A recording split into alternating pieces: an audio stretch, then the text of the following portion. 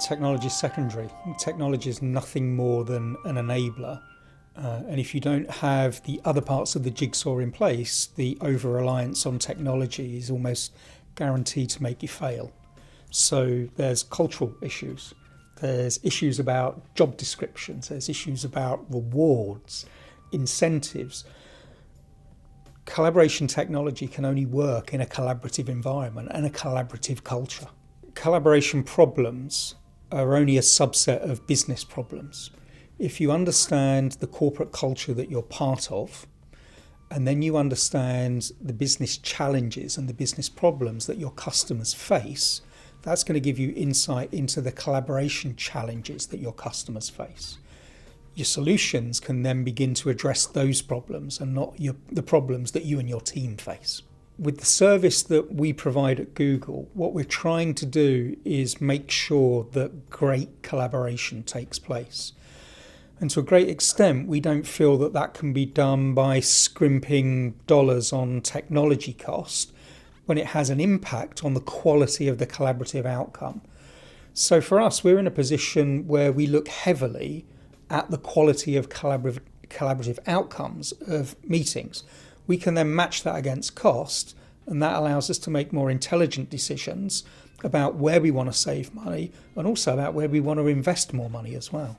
We're in an unusual position because we're partially a manufacturer as well as being an end user of this technology. We're also in a slightly unusual position just because of the sheer scale of what we do. We have 21,000 VC-enabled meeting rooms. That puts us in a position where we actually spec our own manufactured goods to be made for us as well. So this position that we're in now, I just think we're slightly ahead of other enterprise organisations. We've been through a lot of painful lessons trying to scale AV up to genuine global enterprise scale, and to do that at speed too. We're the first people to do it, we won't be the last. So some of the problems we faced and some of the solutions we've come up with, like having our own kit manufactured for us, we just see ourselves front running what many other organisations are going to have to do at some point. I'll give you a really good example about what propelled us into having kit manufactured to our own standards. And it's something that seems very mundane, but it was cabling.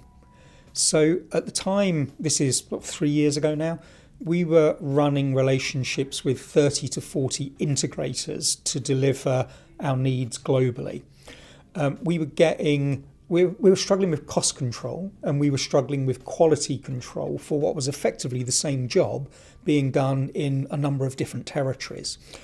One of the areas where cost control and quality control came together was cabling, because we often found that integrators were literally cutting corners on cabling. And it got to the point where, if you've got a relatively low failure rate and you've got intermittent failure in rooms, you can cope with that, even though it's a pain if you've got 200 rooms. If you've got 20,000 rooms, you have this ongoing problem you can't get on top of. So that, allied to cost control problems, meant we thought the best thing for us to do here is have cables made to our own specification, manufactured and then free issued to integrators. Solved all problems literally overnight.